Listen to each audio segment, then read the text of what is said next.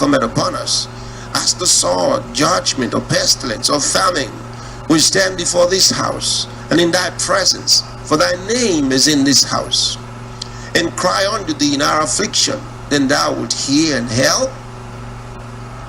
And now, behold, and I want you to notice this very touching part of their prayer as they called on God.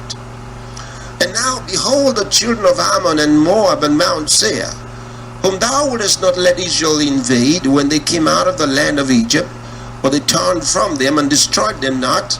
Behold, I say, how they reward us, to come to cast us out of thy possession, which thou hast given us to inherit. O our God, wilt thou not judge them?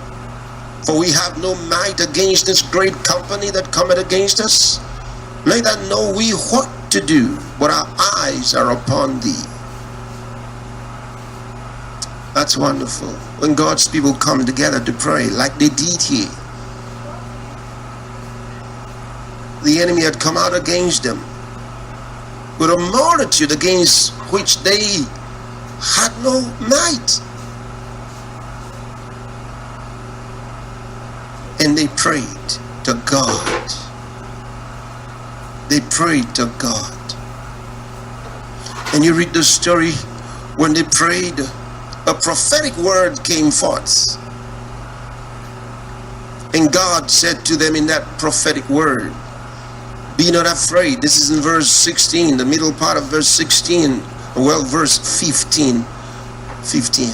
Yeah.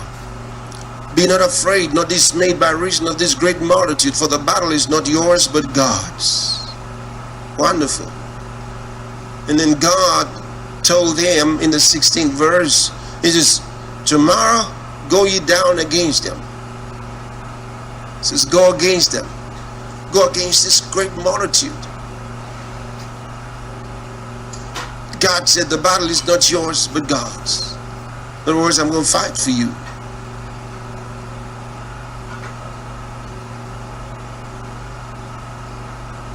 And this is one reason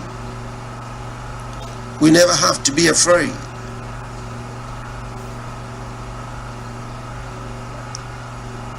Because he says, I am with you always, even unto the end of the age. How do we know what to pray about in situations that are beyond our personal needs? You know, when you are in need of something, you know what you want. All right? Maybe you need whatever it is that you need. You know what you want. And so you pray and you ask God because you already know what you want. But when it comes to things that are outside you, like we talk about things that have to do with national issues, global issues, and so on, how do you know? How do you know what to ask for? It is by knowing the scriptures, by knowing the word of God. When you know the word of God, you pray in line with God's will. You see, you don't just say thy will be done. You got to know what that will is. When Jesus prayed, thy will be done, Jesus knew what will the Father had. And he mentioned it. So, when you pray, and you pray for God's will, you better know what that will is. You better know what that will is. And you have to understand that just because something is God's will at a particular point in time doesn't mean that is his desire.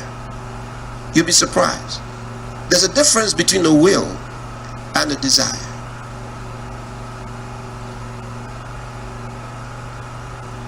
I'll give you an example in the Bible.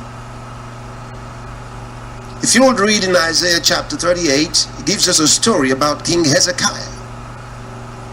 And the Bible tells us that Hezekiah was sick. And when When he was sick, the prophet Isaiah was sent to him by God, and God said, go tell him he's going to die. He should set his house in order because he's going to die. So God right there stated his clear will for King Hezekiah's life at that moment. So he says to Isaiah the prophet, go tell him he's going to die. He should set his house in order because he will die and not live. So Isaiah, being a prophet of God and knowing this is the will of God at this moment, walks to King Hezekiah and tells him, thus saith the Lord, set your house in order, for you shall die and not live. And left. But then the Bible tells us Hezekiah turned his face to the wall and prayed to God. Well, you can see it in that second verse. Then Hezekiah turned his face toward the wall and prayed unto the Lord, and said, remember now, O Lord, I beseech thee, how I have walked before thee in truth and with a perfect heart, and have done that which is good in thy sight. And Hezekiah wept sore. He wept. Then came the word of the Lord. You know, he prayed a lot. Some of the part of his prayer you would find in a few verses down, but let's read what happened. Next verse, look at it. Then came the word of the Lord to Isaiah, saying, go and say to Hezekiah, thus saith the Lord, the God of David thy father, I have heard thy prayer, I have seen thy tears. Behold, I will add unto thy days 15 years. Here's a man's going to die. God says, set your house in order. You're going to die. You're not going to live.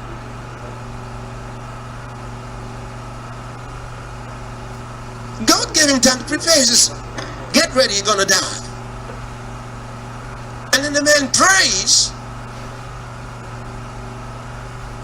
and God tells the same prophet, says, go back and tell him, I've heard your prayer, I've seen your tears, I've added to your days 15 years. That's wonderful. That's wonderful. That's wonderful. All right, let's read further. And I will deliver thee and this city out of the hand of the king of Assyria, and I will defend this city. And this shall be a sign unto thee. And he gives him a sign. He gives him a sign. And all that was just so beautiful. But I want you to go to verse 17. He says, behold, for peace I had great bitterness, but thou hast in love to my soul delivered it from the pit of corruption. For thou hast cast all my sins behind thy back. For the grave cannot praise thee. I want you to see the mentality of the man, King Hezekiah, why he prayed the way he did. All right? So you can see how God's desire versus God's will at that moment. He says, for the grave cannot praise thee, death cannot celebrate thee, they that go down into the pit cannot hope for thy truth. The living, he shall praise thee as I do this day. The father to the children shall make known thy truth. The Lord was ready to